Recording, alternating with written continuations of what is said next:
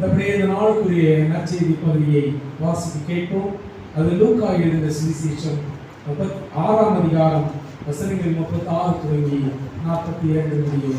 பரிசுத்த லூக்கா எழுதின சுவிசேஷம் 6ஆம் அதிகாரம் வசனங்கள் 36 தொடங்கி 42 முடிய. லூக்கா 6 வசனங்கள் 36 தொடங்கி 42 முடிய. உங்கள் தந்தை இரக்கமுள்ளவராய் இருப்பது போல நீங்களும் இரக்கமுள்ளவர்களாயிருங்கள். பிறர் குற்றவாளிகளை பிறரை தீர்க்காதிருப்பீர்களாக. இப்பொழுது நீங்களும் தீர்ப்புகளாக மாட்டீர்கள் என்று சொல்கிறேன்.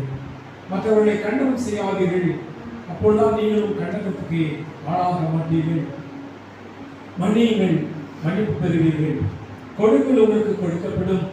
அமுக்கி குலுக்கி சரிந்து விழும்படி நல்லாய் அளந்து ஒரு வழியிலே போடுவார்கள். நீங்கள் எந்த அளவினால் அளக்கிறீர்களோ அதே அளவினால் உங்களுக்கு அளக்கப்படும். மேலும் இயேசு அவர்களுக்கு சொன்ன ஒரு உண்மையாவது, பார்வையற்ற ஒருவர் பார்வையற்ற வேறொருக்கு வழிகாட்ட இயலும். இருவரும் குழியில் விழுவார்கள் அல்லவா?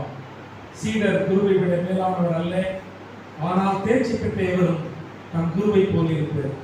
நீங்கள் உங்கள் கண்ணில் இருக்கும் மரக்கட்டை பார்க்காமல் உங்கள் சகோதரர் அல்லது சகோதரியின் கண்ணில் இருக்கும் துருவை கூர்ந்து கவனிப்பது ஏன்?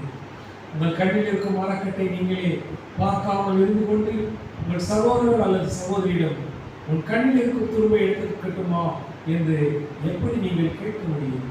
வெளிவேடக்காரரே, முதலிலே உங்கள் கண்ணில் இருக்கும் மரக்கட்டை எடுத்து எறியுங்கள்.